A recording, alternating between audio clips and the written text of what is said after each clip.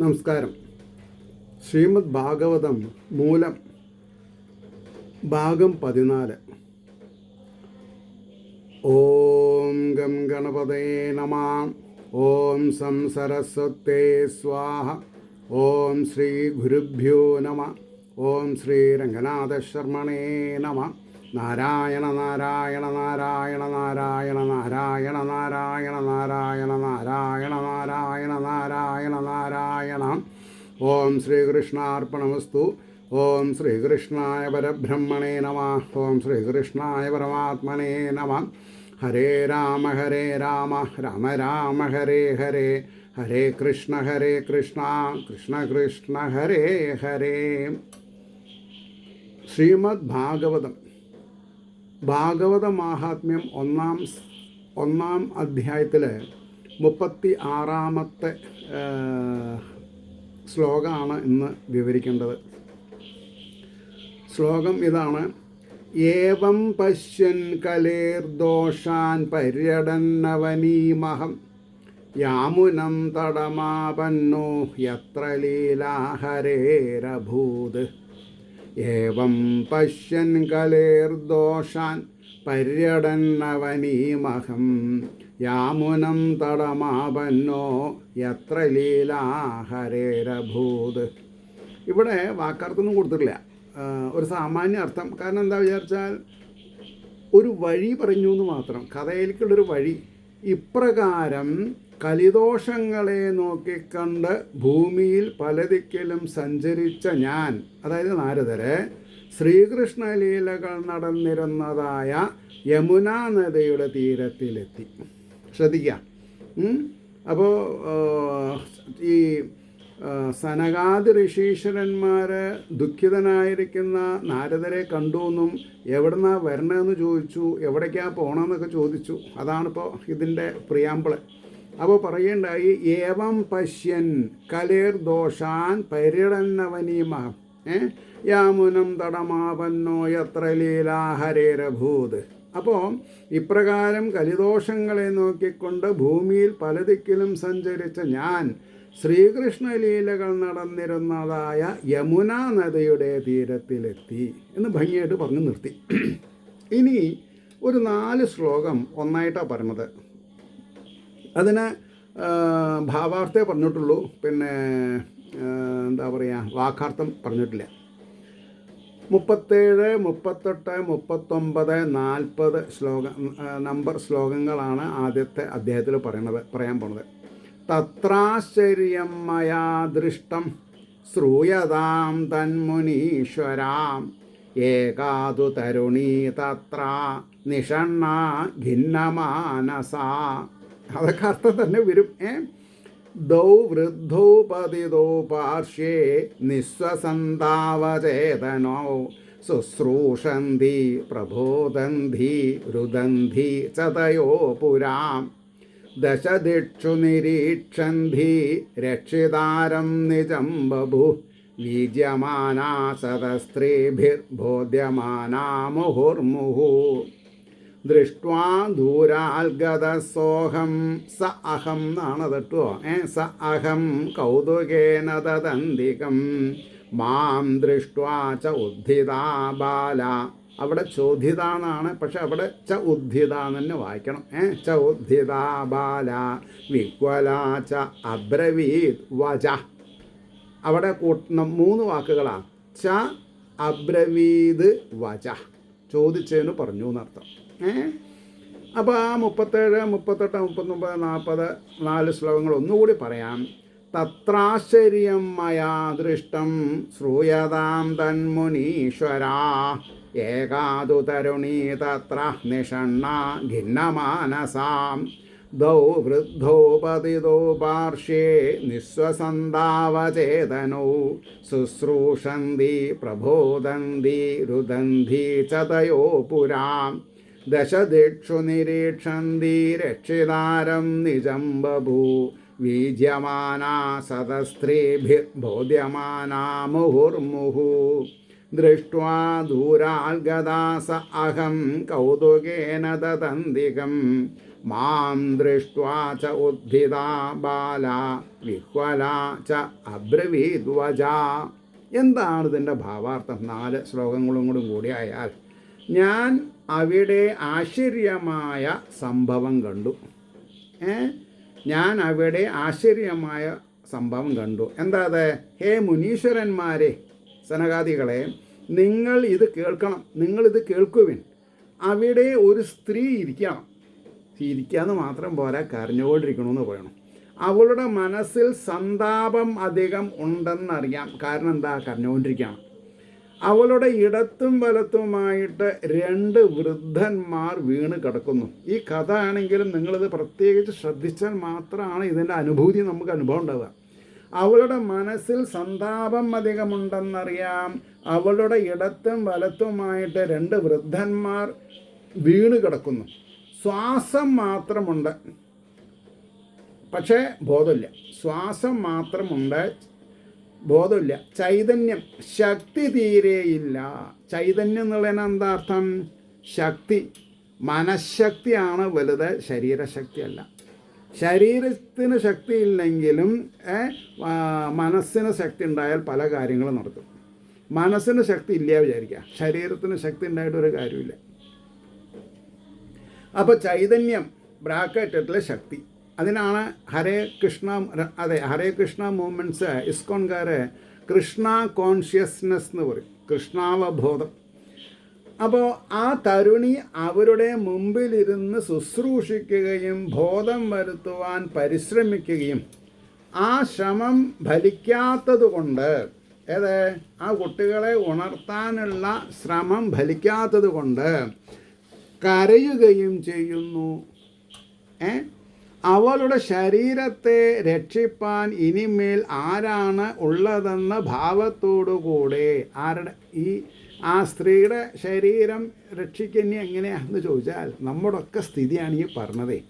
ഒരു സ്ത്രീ ഉണ്ടായിരുന്നു, ഇടതും വലതും 2 വൃദ്ധന്മാരുണ്ടായിരുന്നു എന്നൊക്കെ പറഞ്ഞാൽ കഥ നമ്മളെപ്പോലെ ഓരോരുത്തരുടെയും കഥയാണത്. അപ്പോൾ അവളുടെ ശരീരത്തെ രക്ഷിപ്പാൻ ഇനിമേലിൽ ആരാണ് ഉള്ളതെന്ന ഭാവത്തോടുകൂടെ 8 ദിക്കുകളിലും മേൽപോട്ടും കീഴ്പോട്ടും, അതാണ് 10 ദിക്കുകൾ, ഇടം വലം മുമ്പ് പിമ്പ്, അതിൻ്റെ കോർണേഴ്സ് മോളും താഴെയും, അങ്ങനെയാണ് 10 ദിക്ക്. ഇത് പറയാം. ആരെയും കാണാതെ ദുഃഖിച്ച് മോഹാലസ്യപ്പെട്ട് വീണിരിക്കുന്ന അവളെ അനേകം സ്ത്രീകൾ വീശിക്കൊണ്ട് ബോധക്ഷയം തീർപ്പാൻ ശ്രമിക്കുന്നു. ആ സ്ത്രീക്കും ബോധം പോയിപ്പോൾ. അപ്പോൾ അനേകം സ്ത്രീകളെന്നാണ് പറഞ്ഞത്, പ്ലൂറലാണ്. അനേകം സ്ത്രീകൾ വട്ടത്തിൽ ഇരുന്നിട്ട് ആ സ്ത്രീനെ ബോധത്തിലേക്ക് കൊണ്ടുവരാൻ ശ്രമിക്കുന്നു എന്നാണ് പറഞ്ഞത്. ഇതെല്ലാം ദൂരെ നിന്ന് നോക്കിക്കണ്ട ഞാൻ എന്താണെന്ന് അറിയുവാനുള്ള കൗതുകത്തോടുകൂടെ അവളുടെ അരികത്ത് ചെന്നു. എന്നെ കണ്ട ഉടനെ ബാലയായ അവൾ എഴുന്നേറ്റു. എന്താ ബാല? യുവതി എന്നർത്ഥം പറയണം. ബാല എന്ന് പറഞ്ഞാൽ യുവതി. എഴുന്നേറ്റ് പാരവശ്യത്തോടുകൂടെ ഇങ്ങനെ പറഞ്ഞു. പാരവശ്യം എന്ന് പറഞ്ഞാൽ ദുഃഖാക്രാന്തയായിട്ടെന്ന് അനുഭവം പറയണം, അർത്ഥം പറയണം. ഇങ്ങനെ പറഞ്ഞു. എന്താണ് പറഞ്ഞത് എന്ന് 41ാമത്തെ ശ്ലോകത്തിൽ പറയണു. അപ്പോൾ ആ സ്ത്രീ പറഞ്ഞു എന്നല്ല, ബാലോ വാച എന്നാണ് പറയുക. ഒരാളേ ഉള്ളൂ, ബാല ഉവാച. അപ്പോൾ ബാലോ വാച എന്നായിട്ടും ആവും. അപ്പോൾ 41ാമത്തെ ശ്ലോകം എന്താ? ഭോ സാധോ ക്ഷണം തിഷ്ട മശ്ചിന്താം അഭിനാശയാ ദർശനം തവ ലോകസ്യ സർവധാ അഗഹരം പരം. അവിടെ സർവധാഗഹരം എന്നാണ് വാക്ക്, പക്ഷേ സർവധാ അഗഹരം പരം. അകം എന്ന് പറഞ്ഞാൽ പാപം, പരമമായ പാപം എന്നൊക്കെ അർത്ഥം പറയണം. അപ്പോൾ ഭോ സാധോ ക്ഷണം തിഷ്ടമശ്ചിന്താം അവിനാശയാം ദർശനം തവ ലോകസ്യ സർവധാ അഗഹരം പരം. അപ്പോൾ പറയണു, ഭോ സാധോ, ഹേ സാധുവേ ബ്രാഹ്മണ ശ്രേഷ്ഠ. നാരദ മഹർഷിയാണെന്നിപ്പോൾ ആ സ്ത്രീ ബാലയ്ക്ക് അറിയില്ല. അതുകൊണ്ടാണ് ഭോ സാധോ ക്ഷണം തിഷ്ടമം ചിന്താപവിനാശയ. അപ്പോൾ അവിടെ പറയണ്ടായി, അഗഹരം എന്നാണ് അതിൽ പ്രധാന വാക്ക്. അഗഹരം എന്ന് പറഞ്ഞാൽ പാപനാശനം. അങ്ങയെ കണ്ടതോടുകൂടി മനസ്സിന് കുറച്ച് നിന്മതി വന്നു, പാപകരമായിട്ടുള്ള മനസ്സിന് കുറച്ച് ഊർജം കിട്ടി. അപ്പം അഗഹരം പാപനാശനം. സർവദാ എല്ലാവിധത്തിലും പാപം നശിക്കണം എന്നുണ്ടെങ്കിൽ ഭാഗവതം വായിക്കണം തന്നെയാണ് പറഞ്ഞത്. മസ് ചിന്താമപി എൻ്റെ ദുഃഖത്തെയും നാശയ, എൻ്റെ ദുഃഖത്തെ നശിപ്പിച്ചാൽ എനിക്ക് അങ്ങേ കണ്ടു ഭോബോ സാധോ ക്ഷണം തിഷ്ഠ, പെട്ടെന്ന് എനിക്ക് എണീക്കാൻ സാധിച്ചു, കുറച്ച് ഉത്സാഹം ഉണ്ടായി. മസ് ചിന്താമപി നാശയ, എൻ്റെ മനസ്സിലുള്ള വൈകല്യങ്ങൾ തീർന്നു. കാരണം എന്താ? ദർശനം തവ, അങ്ങയെ കാണുകാരണം. ലോകസ്യ സർവദാഘരം പരം, അങ്ങയെ കണ്ടാൽ ലോകർക്ക് ഏവർക്കും അവരവർക്കുള്ള അതിഘോരമായ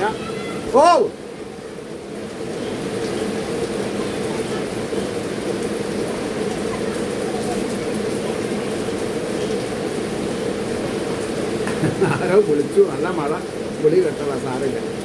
അപ്പോൾ ദർശനം ഭവലോകസ്യ സർവദ അഗഹരം പരം.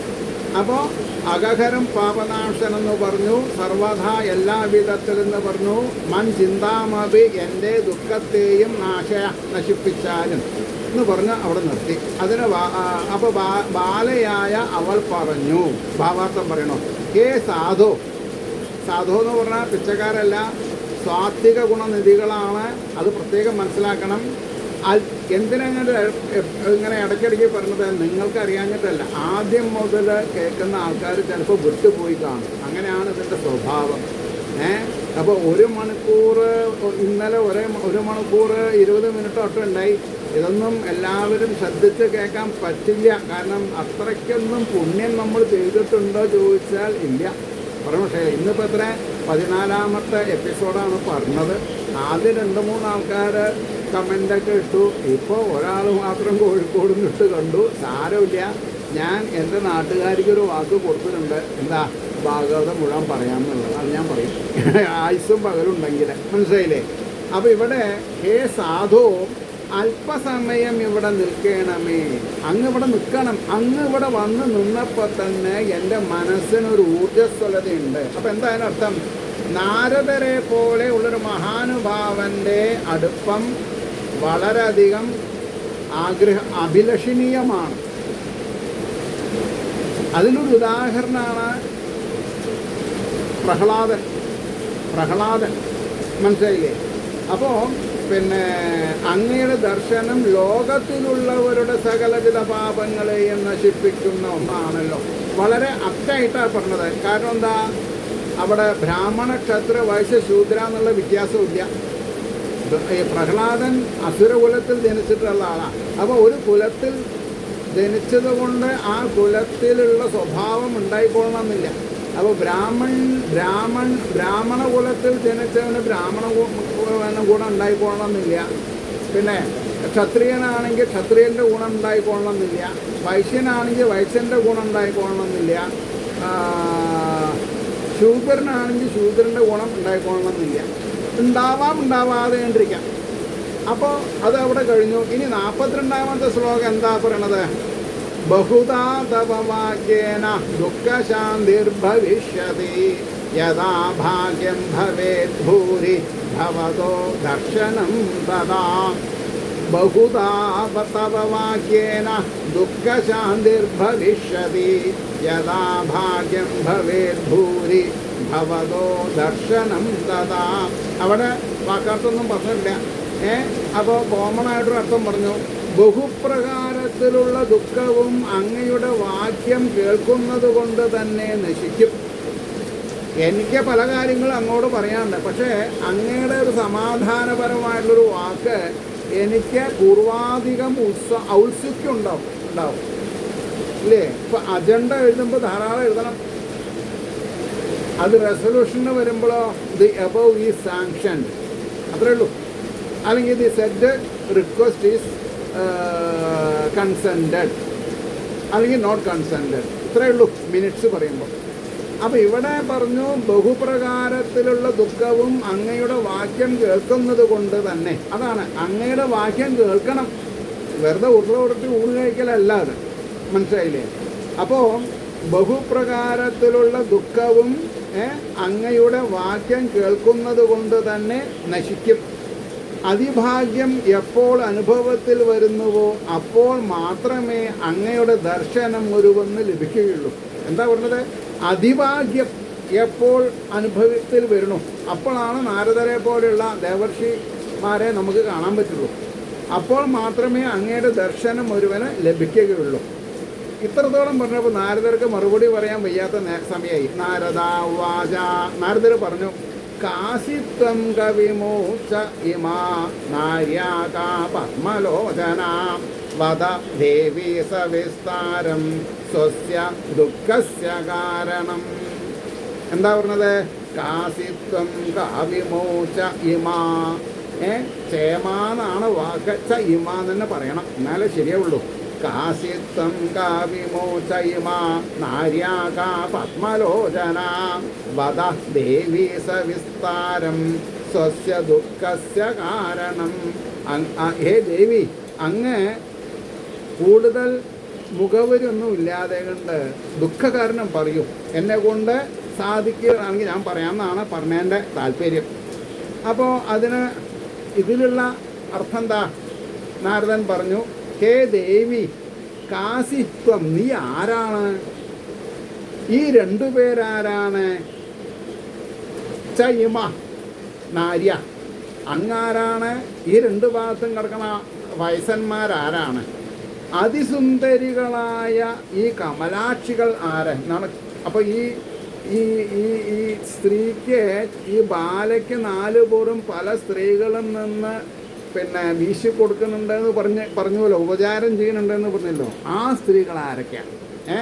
അങ്ങയുടെ ദുഃഖകാരണം വിസ്തരിച്ച് പറയുക. അപ്പം ബാലയാണെങ്കിലും യുവതിയാണെങ്കിലും നാരദർ എത്ര ബഹുവചനമായിട്ടാണ് അങ്ങയുടെ, എന്താ അങ്ങ് ആരാ? ആത്മാവന്നെയാണ്, ഭഗവാനാണ്, എല്ലാവരിലും ഭഗവാനാണ് ഇരിക്കണത്. അപ്പോൾ പോളിഷ്ഡ് വേയിൽ എങ്ങനെ സംസാരിക്കണം എന്ന് നമുക്ക് മനസ്സിലാക്കണം. പ്രായത്തിൽ കൂടിയവരെ അങ്ങ് എന്ന് പറഞ്ഞതുകൊണ്ട് കുഴപ്പമൊന്നുമില്ല, മനസ്സിലായില്ലേ? താങ്കൾ, അങ്ങ് എന്നൊക്കെ പറയാം. അപ്പോൾ എന്തൊക്കെ ചോദ്യം? നീയാരാകുന്നു? ഈ രണ്ടുപേരാരാണ്?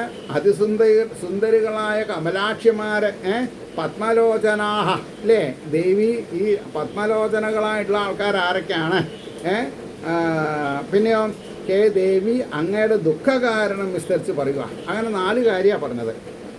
അപ്പോൾ 2 ശ്ലോകം കൊണ്ടാണ് ആ യുവതി നാരദരോട് മറുപടി പറഞ്ഞത്. ബാലോ ഉവാച, ബാല ഉവാച, അഹം ഭക്തിരിതിഖ്യാത ഇമോ മേ തനയോ മതോ ജ്ഞാനവൈരാഗ്യനാമാനോ കാലയോഗേന ജർജരോ. വളരെ ഓപ്പണായിട്ട് പറഞ്ഞു. എന്താ ഉണ്ടോ? അഹം, ഞാൻ ആരാ? ഭക്തി എന്ന് പറയുന്ന പേര് കേട്ടവളാണ്. ഇമൗ മേ തനയോ മതോ, ഈ 2 വൃദ്ധാവസ്ഥയെ പ്രാപിച്ചവർ എൻ്റെ 2 മക്കളാണ്. അവരുടെ പേര് ജ്ഞാനമെന്നും വൈരാഗ്യമെന്നും എന്നാണ് പേരുകൾ. എന്നാൽ കാലയോഗേന ജർജരോ, കലികാലം കൊണ്ട് അവർ വൃദ്ധതയെ പ്രാപിച്ചു. ഇപ്പം എന്താ മനസ്സിലായത്? ഇവിടെ വാക്കാർത്ഥം പറഞ്ഞിട്ടില്ല. ഞാൻ പറഞ്ഞത് ശരിയാണ്, നിങ്ങൾക്ക് സ്വീകരിക്കാം. അപ്പോൾ ഇനി 45-ാമത്തെ ശ്ലോകം. ഗംഗാദ്യാസരിതശ്ച ഇമാ മത്സേവാത്തം സമാഗത. ഈ സ്ത്രീകളൊക്കെ ആരാന്ന് ചോദിച്ചോളൂ, പത്മലോചനകളെ. ഗംഗാദ്യ, ഗംഗാ, യമുന, സിന്ധു, കാവേരി, നർമ്മദ, ഗോദാവരി മുതലായ മഹാനദികളാണ് ഇവരൊക്കെ. സരിതശ്ച ഇമ, സരിതങ്ങളെന്ന് പറഞ്ഞാൽ നദികൾ. മത്സേവാർത്ഥം, എന്നെ സേവിക്കാൻ വേണ്ടി വന്നുകൂടിയിട്ടുള്ളവരാണ്. തഥാപി ന മമ ശ്രേയ, എനിക്ക് എന്നിട്ടും ശ്രേയസ്സുണ്ടായില്ല. സേവിതായ സുരൈരഭി. അപ്പോൾ ഇവിടെ അർത്ഥം പറയുന്നുണ്ട്. ഇമൗ, ഇവർ 2 പേർ. ഞാൻ അർത്ഥം പറഞ്ഞു. മതോ സമ്മതന്മാർ ജർജരോ ജീർണിച്ചവരാണ്, കലികാലം ബാധിക്കക്കാരൻ. സുരൈ അഭി ദേവന്മാരാലും സുരൈ അഭി ദേവന്മാരാലും സേവിതയായ മമ സേവിക്കപ്പെടുന്ന എനിക്ക് ശ്രേയസ് ഭവിക്കുന്നില്ല. അപ്പോൾ ഭക്തി ദേവതകൾക്ക് എന്നെ വേണമെങ്കിൽ സഹായിക്കാം, പക്ഷേ അവർക്ക് എന്നെ സഹായിക്കാൻ സാധിക്കണില്ല. വളരെ ഒരു ടച്ചിങ് സീനാണ്. അപ്പോൾ അതിൻ്റെ ഒരു ഭാവാർത്ഥം പറയാം. ഭക്തി എന്ന് കീർത്തിപ്പെട്ടവളാകുന്നു ഞാൻ. അങ്ങ് ആരാണ് എന്നുള്ള ചോദ്യത്തിന് ഉത്തരമാണ് പറഞ്ഞത്, ഭക്തി എന്ന് കീർത്തിപ്പെട്ടവളാകുന്നു. അപ്പോൾ ഈ പുരാണങ്ങളിൽ എല്ലാവർക്കും രൂപം ധരിക്കാം.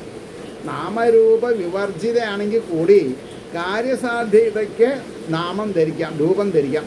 അപ്പോൾ ഭക്തി എന്ന് കീർത്തിപ്പെട്ടവളാകുന്നു ഞാൻ. ഈ 2 പേർ എൻ്റെ പ്രിയപ്പെട്ട 2 പുത്രന്മാരാണ്. പ്രായമായിട്ടില്ല, കലിഘോഷം കൊണ്ടാണ് അവർക്ക് പ്രായമായത്. അത് ശരിയല്ലേ? ഇന്ന് 16-18 വയസ്സിൽ ആൺകുട്ടികൾക്ക് കൂടി തല നരയ്ക്കണം. പെൺകുട്ടികളുടെ കാര്യം എനിക്ക് അത്ര പറയാൻ വയ്യ. പക്ഷെ ഒരു കാര്യമുണ്ട്, പെൺകുട്ടികൾ 13 വയസ്സിൽ 14 വയസ്സിലൊക്കെ പ്രസവിക്കുന്നുണ്ട്. ഞാൻ 2012 IIT റിട്ടയർ ചെയ്തത്. അപ്പോൾ പിന്നെ ഒരുപാട് ഡോക്ടേഴ്സ് പലതരത്തിലും ഞാനായിട്ട് അടുത്ത ബന്ധമുണ്ട്. കാരണം ഞാനൊരു അമ്പലത്തിൽ ഈ വൃശ്ചിക മാസമായാൽ അയ്യപ്പ അമ്പലക്ക് നടത്തും. അപ്പോൾ അതിന് പല സ്ഥലത്തും റെഗുലറായിട്ട് ലക്ഷാർച്ചന കണ്ടക്ട് ചെയ്യാറുണ്ട്.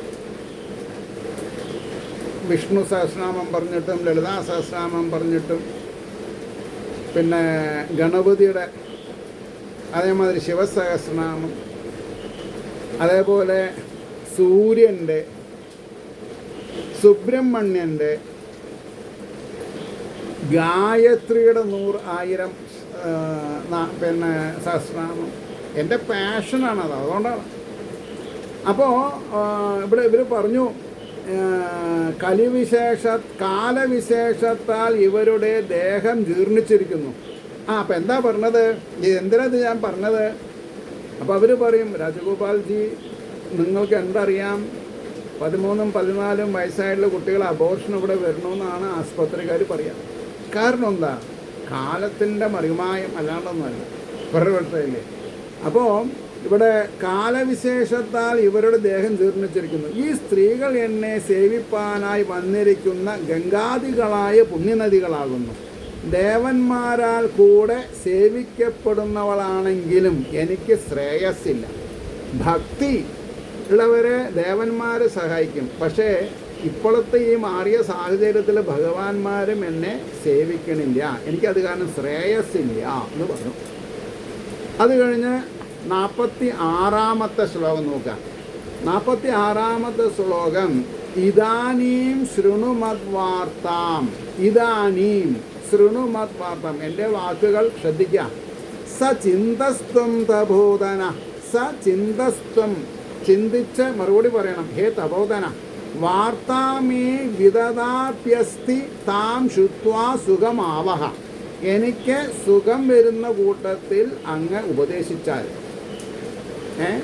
ഇദാനീം ശൃണുമദ്വാർത്താം സചിന്തസ്തം തപോധന, വാർത്താമേ വിദദാപ്യസ്തി താം ശുത്വാ സുഖം മാവഹ.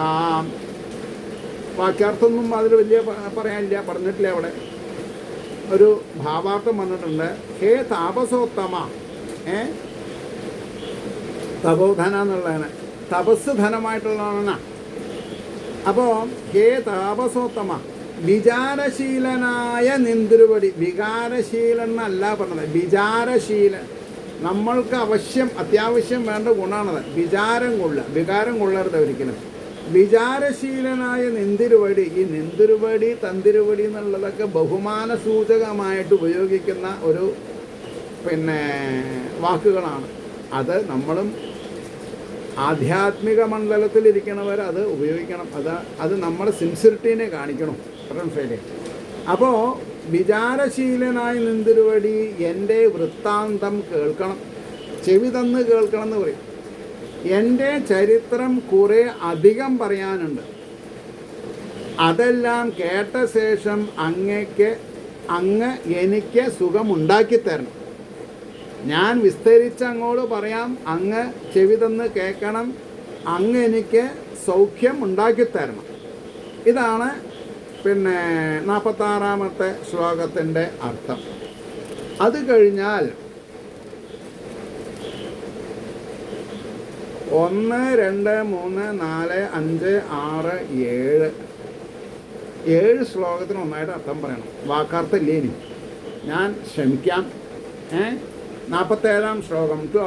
ഉൽപ്പന്ന ദ്രവിഡേ ച അഹം വൃദ്ധിം കർണാടകേ ഗതാം ക്വചിൻ മഹാരാഷ്ട്രേ ഗുർജരേ ജീർണതാം ഗതാം തത്ര ഘോരകലേ രോഗാത് പാഖണ്ഡേ ഖണ്ഡിതാംഗകാം ദുർബലാഹം ചിരം യാതാ പുത്രാഭ്യാം സഹമന്തതാം വൃന്ദാവനം പുനഃപ്രാപ്യ നവീനേവ സ്വരൂപിണി ജാതാഹം യുവതി സമ്യക് പ്രേഷ്ടരൂപാതു സാമ്പ്രതം ഇമൗ തു സതി ശയിതാവത്ര സുതോ മേ ക്ലിശ്യതശ്രമാത് ഇദം സ്ഥാനം പരിത്യജ്യ വിദേശം ഗമ്യതേ മയാ ജരടത്വം സമായാതു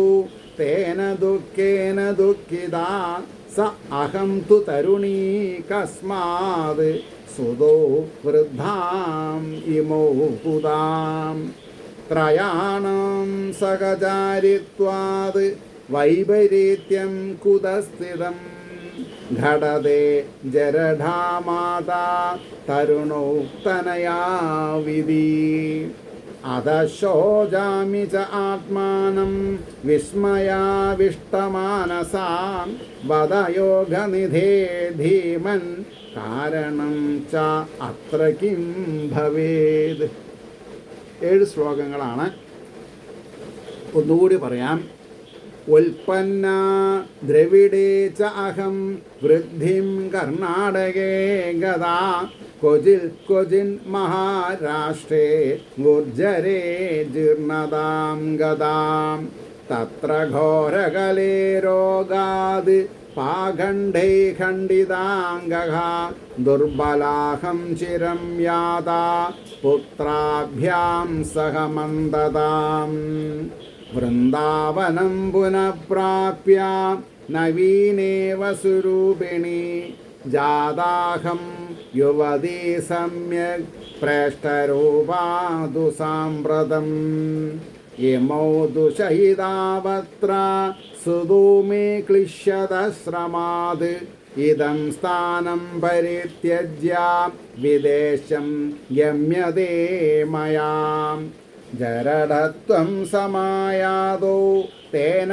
ദുഃഖേന ദുഃഖിതാ സ അഹം തു തരുണീ കസ്മാൽ സുതോ വൃദ്ധാ വിമോകുതാം ത്രയാണാം സഹചാരിത്വാത് വൈപരീത്യം കുതസ്ഥിതം ഘടതേ ജരഢാമാതാം തരുണോ തനയാ വിധി അത ശോചാമി ച ആത്മാനം വിസ്മയാവിഷ്ടമാനസാം വദയോഗനിധേ ധീമൻ കാരണം ച അത്ര കിം ഭവേത്. ഈ 7 ശ്ലോകത്തിനും കൂടിയിട്ട് ഒന്നായിട്ട് അർത്ഥം പറയുക ചെയ്തിട്ടുള്ളത്. അതെന്താ വെച്ചാൽ പറയണു, ഞാൻ ദ്രാവിഡ രാജ്യത്തിൽ ജനിച്ചു. എന്താ അങ്ങനെ പറയാൻ? ഉൽപ്പന്ന ദ്രാവിഡേ ച അഹം, ഞാൻ ഉൽപ്പന്നമായത് ദ്രാവിഡ ദേശത്തിലാണ്. വൃദ്ധിയും കർണാടകേ ഗത, കർണാടകത്തിൽ പോയപ്പോൾ എനിക്ക് കുറച്ച് അഭിവൃദ്ധി ഉണ്ടായി. ആരുടെ കാര്യമാണ് പറഞ്ഞത്? ഭക്തിയുടെ കാര്യമാണ്. എന്നിട്ടോ തത്ര ഘോരകലേ രോഗാത് അപ്പോഴേക്ക് അപ്പോൾ കൊച്ചിൻ മഹാരാഷ്ട്രേ കർണാടക കഴിഞ്ഞിട്ട് ഞാൻ മഹാരാഷ്ട്രയിലേക്ക് പോകുമ്പോൾ കൊജിൽ കുറേശ്ശെ ക്ഷീണം പറ്റി. ഗുർജരേ ജീർണതാം ഗതാ. ഗുജറാത്തിലേക്ക് ഞാൻ എത്തിയപ്പോഴേക്കും ഞാൻ ജീർണിച്ചു എന്നാ. ഇപ്പം എന്താ പറഞ്ഞത് മനസ്സിലായത്? ഭക്തി ഉൽപ്പന്നമായത് തമിഴ്നാട്ടിൽ. അപ്പോൾ പണ്ട് കേരളം ഉണ്ട്, പക്ഷേ കേരളം മദ്രാസ് പ്രോവിൻസ് എന്ന് പറഞ്ഞിട്ട് അറിയപ്പെട്ടിരുന്നത്. കേരള എന്നുള്ള പേരിൽ രാജാക്കന്മാരുണ്ടായിരുന്നു. കാരണം മഹാഭാരതത്തിലും പറയുന്നുണ്ട്, പ്രമോഷയില്ലേ കേരളൻ എന്ന് പറയുന്നുണ്ട്. അപ്പോൾ പക്ഷേ ഇത്ര വലിയ സ്റ്റേറ്റ് ആയിട്ടില്ല എന്നർത്ഥം. അപ്പോൾ മൊത്തം തമിഴ്നാട് മദ്രാസ് ചെന്നൈ എന്ന് പറഞ്ഞ മാതിരിയാണ്. അതാണ് ദ്രാവിഡ ദേശം. ഞാൻ ജനിച്ചു, ഭക്തി ജനിച്ചു. വൃദ്ധിയും കർണാടകയ്ക്കതാ. കർണാടകത്തിൽ പോയപ്പോൾ കുറച്ച് കർണാടകത്തിൽ എനിക്ക് പ്രാപ്തി ഉണ്ടായി. അത് കഴിഞ്ഞിട്ട് കൊജിൻ മഹാരാഷ്ട്രത്തിൽ എത്തിയപ്പോഴേക്കും സംഗതി മോശമായി എന്നാണ് പറഞ്ഞത്. എന്നാൽ ഗുജറാത്തിലേക്ക് എത്തിയപ്പോൾ അതിനേക്കാൾ മോശമായി എന്നാണ് പറഞ്ഞത്. ഇതെന്താ? ഗുജറാത്തിൽ എന്താ സംഭവം? രത്നവ്യാപാരമാണ് ജാസ്തി. ഡയമണ്ട് കട്ടിങ് എന്ന് പറയും. ഡയമണ്ട് കട്ട് ചെയ്യണതാണ്, ബിസിനസ്സാണ്. എല്ലാം ബിസിനസ്സാണ് അവർക്ക്. പണം നിലത്ത് വീണ കപ്പെടുക്കുന്നു പറഞ്ഞ ആൾക്കാരാണ്. അപ്പോൾ എന്താ ഇതിൻ്റെ ആന്തരാർത്ഥം? കയ്യിൽ കാശ് വരാൻ തുടങ്ങിയാൽ ആധ്യാത്മികത നശിക്കും. അതറിയാതെ കണ്ടാണ് പലവരും എന്ത് ചെയ്യണത്? അമ്പലത്തിൽ പോയിട്ട് എനിക്ക് ധനം ഉണ്ടാവണം എന്നാണ് പ്രാർത്ഥിക്കുന്നത്. അത് മോശമാണ്. വിദ്യാധനം സർവധനാൽ പ്രധാനം. എനിക്ക് വിദ്യ ഉണ്ടാവണം എന്ന് ആരും പറയാറില്ല. ഞാൻ പ്രഭാഷണ മധ്യേ പറയുണ്ടായി, എൻ്റെയൊക്കെ കുട്ടിക്കാലത്ത് അച്ഛൻ ഉപദേശിച്ചു തരുന്നത് നല്ല വഴി തരണേ, നല്ല ബുദ്ധി തരണേ, നല്ല ബുദ്ധി തരണേ, നല്ല വഴി കാണിച്ചു തരണേ. ഇത് രണ്ടും ഉണ്ടെങ്കിൽ ഏത് പ്രതികൂല സാഹചര്യത്തിനും നമുക്ക് തരണം ചെയ്യാൻ പറ്റും. കാശ് ഒരു എന്താ പറയാം അത്യാവശ്യമാണോ ചോദിച്ചാൽ അല്ല. വിദ്യ അത്യാവശ്യമാണോ? അതെ. അത്രയും മനസ്സിലാക്കണം. അപ്പോൾ ഇവിടെ എന്തായി? ഞാൻ ദ്രാവിഡ രാജ്യത്തിൽ ജനിച്ചു, കർണാടക രാജ്യത്തിൽ വളർന്നു, മഹാരാഷ്ട്രത്തിൽ ചിലയിടങ്ങളിലും പുഷ്ടി എനിക്കുണ്ടായി, ഗുർജര രാജ്യത്തിൽ ജീർണയായി, ഗുജറാത്തിലെ ജീർണയായി, ഒന്നുമില്ല. അപ്പോൾ പറയണു അവിടെ ഭയങ്കരനായ കലി ബാധിച്ചതിനാൽ. കാരണം കലിക്ക് പരീക്ഷത്ത് കലിയെ നിഗ്രഹിക്കാൻ തുടങ്ങി. അപ്പോൾ കലി കാല് പിടിച്ച് പറഞ്ഞു, ചെയ്യരുത്, അങ്ങനെ എന്നെ ഇല്ലായ്മ ചെയ്യരുത്, അങ്ങൊരു കാര്യം ചെയ്യും, അങ്ങനെ എനിക്ക് 4 സ്ഥലത്ത് എവിടേക്കാണ് ഞാൻ ഇരിക്കണം അങ്ങ് പറയണോ, ഞാൻ അവിടെ ഇരിക്കുള്ളൂ. അപ്പോഴാണ് പറഞ്ഞത്, നീ പോകുമ്പോൾ അറിയാം, കാശുള്ളിടത്തിരിക്കാം, ചൂത് കളി ഉള്ളിടത്തിരിക്കാം, സ്ത്രീ സേവ ചെയ്യണോടത്തിരിക്കാം, മധുപാനം ചെയ്യണോടത്തിരിക്കാം. എനിക്ക് ഒരു സ്ഥലം കൂടി വേണമെന്ന് പറഞ്ഞു, സ്വർണത്തിലും ഇരിക്കാമെന്ന് പറഞ്ഞു. അതുകൊണ്ടാണ് കനകം മൂലം കാമിനി മൂലം കലഹം പലവിധ മുലകിൽ പലതും എന്ന് പറഞ്ഞു നിർത്തി ഇല്ലേ. അതുകൊണ്ടാണ് അവിടെ ഭയങ്കരനായ കലി ബാധിച്ചതിനാൽ വേദത്തിൽ വിശ്വാസമില്ലാത്തവരായ പാഖണ്ഡന്മാർ എന്നുള്ളതാണ് ഞാൻ അർത്ഥം പറഞ്ഞിട്ടുണ്ട്. എന്താ അർത്ഥം? മത്സ്യമാംസം മധുപാനം ചെയ്യുക, മത്സ്യമാംസങ്ങൾ കഴിക്കുക, പാഖണ്ഡ മതം. അപ്പോൾ വേദത്തിൽ വിശ്വാസമില്ലാത്തവരാണ് പാഖണ്ഡന്മാരെന്ന് പറയാം. അപ്പോൾ നമ്മൾ മത്സ്യമാംസം കഴിക്കുന്നുണ്ട്, മധുപാനം ചെയ്യുന്നുണ്ട്, കള്ളു കുടിക്കുന്നുണ്ട് എന്ന് വന്നാൽ ഉറപ്പായി നമ്മൾ വേദവിശ്വാസികളല്ല. പിന്നെ കൂടിയിട്ടിട്ട് കാര്യമില്ല എന്നർത്ഥം. ആരെ ബോധിപ്പിക്കാനാ കൂടി കിട്ടുന്നത്? അഹിംസ പരമോ ധർമ്മ, അതിൽ വിശ്വാസം വേണം, ഹിംസ ചെയ്യരുത്. അപ്പോൾ പാഖണ്ഡന്മാർ എൻ്റെ അവയവങ്ങളെ മുറിപ്പെടുത്തിയെന്ന, മനസ്സിനും ഒക്കെ മുറിപ്പെടുത്തി. ദുർബലയായ ഞാനും എൻ്റെ പുത്രന്മാരും അധികകാലം അശക്തന്മാരായിരുന്നു. എൻ്റെ ആരെ പുത്രന്മാർ? ഭക്തി എന്ന സ്ത്രീക്ക് ഉണ്ടായ 2 കുട്ടികളാണ് ആര്? ജ്ഞാനവും വൈരാഗ്യവും. അപ്പോൾ ഭക്തി ജ്ഞാന വൈരാഗ്യമാണ് ഒരു മനുഷ്യനെ ഭക്തി സാന്ദ്രതയിൽ കൂടി ഭഗവാന്റെ പാതാരബന്ധത്തിൽ എത്തിക്കുന്നത്. എന്നാൽ നമുക്ക് മോക്ഷമായി. അപ്പോൾ പിന്നെ വൃന്ദാവനത്തിൽ ഞാൻ പ്രവേശിച്ചു. ഗുജറാത്തിൽ നിന്ന് ഞാൻ എവിടേക്ക് പോന്നു? വൃന്ദാവനത്തിൽ ഞാൻ പ്രവേശിച്ചു. അപ്പോൾ പുതിയ ദേഹം ലഭിച്ചതുപോലെ അവയവങ്ങൾക്ക് സൗന്ദര്യമുണ്ടായി. അവയവങ്ങൾക്ക് സൗന്ദര്യം ഉണ്ടായാൽ മതിയോ? മനസ്സിനല്ലേ വേണ്ടത്? ഞാൻ നല്ലൊരു യുവതിയായി തീർന്നു. ഇപ്പോൾ എൻ്റെ സ്വരൂപം ഏറ്റവും കമനീയമായിരിക്കുന്നു. ആര് കണ്ടാലും എന്നെ നോക്കി നിൽക്കും. കാര്യമൊക്കെ ശരിയാണ്. എന്നാൽ എൻ്റെ ഈ 2 പുത്രന്മാർ ക്ലേശം നിമിത്തം ഇവിടെ വീണ് കിടക്കുകയാണ്. ഭക്തി ജ്ഞാനത്തിന് ഉന്മേഷമില്ല എന്ന് പറഞ്ഞാൽ എന്താ അർത്ഥം? ആ ഭക്തിജ്ഞാനം ഉന്മേഷമില്ലാതെ കൊണ്ടുള്ള ഭക്തി നിലനിൽക്കില്ല. അല്ല, ജ്ഞാനവൈരാഗ്യങ്ങൾ ഉഷാറാവാണ്ട് ഭക്തിക്ക് നിലയ്ക്ക് നിൽക്കാൻ പറ്റില്ല. അപ്പോൾ പറഞ്ഞു, എന്നാൽ എൻ്റെ ഈ 2 പുത്രന്മാർ ക്ലേശം നിമിത്തം ഇവിടെ വീണ് കിടക്കുന്നു. ഈ സ്ഥാനം വിട്ട് മറ്റൊരു സ്ഥാനത്തിലേക്ക് പോകണമെന്ന് എൻ്റെ വിചാരം. അപ്പോഴേക്ക് എൻ്റെ പുത്രന്മാർ അശക്തന്മാരായിട്ടും തളർന്നു. അതുകൊണ്ട് ഞാൻ ദുഃഖിക്കുന്നു. ഞാനാകട്ടെ യൗവനയുക്ത, അല്ലേ? എൻ്റെ പുത്രന്മാരോ വൃദ്ധന്മാർ. ഇങ്ങനെ വരുവാൻ എന്താണ് കാരണം? വാസ്തവത്തിൽ ഞങ്ങൾ 3 പേരും ഭിന്ന ശരീരന്മാരല്ല. ഭക്തിജ്ഞാന വൈരാഗ്യം എന്നുള്ളത് ഒരു ശരീരത്തിൻ്റെ 3 അംഗങ്ങളാണ്, അല്ലെങ്കിൽ 3 കൂട്ടുകളാണ്. വാസ്തവത്തിൽ ഞങ്ങൾ 3 പേരും ഭിന്ന ശരീരന്മാരല്ല, ഒരേ സ്വരൂപം തന്നെ, 3 വേഷത്തിൽ ഇരിക്കുന്നുവെന്നേ ഉള്ളൂ. അമ്മ വൃദ്ധയും മക്കൾ യുവാക്കന്മാരുമാണെന്ന് വന്നാൽ യുക്തിഭംഗമില്ല. അങ്ങനെയാണ് വേണ്ടത്. ലോജിക്ക് അങ്ങനെയാണ്. അമ്മ വൃദ്ധയാവുക, എന്നാൽ അതായത് ചിലവർക്ക് പഴകിയ മോര് വേണം, ചിലവർക്ക് പഴകിയ മോര് പറ്റില്ല. പക്ഷേ പഴകാതെ കൊണ്ട് മാങ്ങ പഴുക്കില്ല, അല്ലേ? പരിപക്വതാവസ്ഥ വരണമെങ്കിൽ, ചക്ക പഴുക്കണമെന്നുണ്ടെങ്കിൽ സമയമെടുക്കും. അപ്പോൾ ഭക്തിക്ക് വൃദ്ധത ഉണ്ടായി എന്ന് പറഞ്ഞാൽ മെച്യൂരിറ്റി ഉണ്ടായി എന്ന് പറയണം.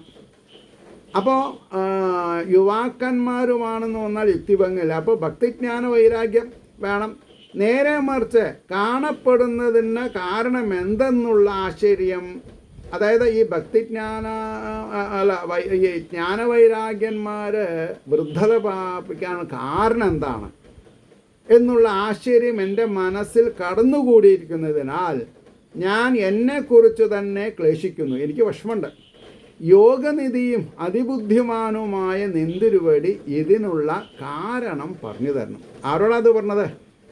നാരദരോട് പറയാണ്, അങ്ങ് ഇതിന് ഒരു ഫോം വഴി കാണിച്ചു തരണം.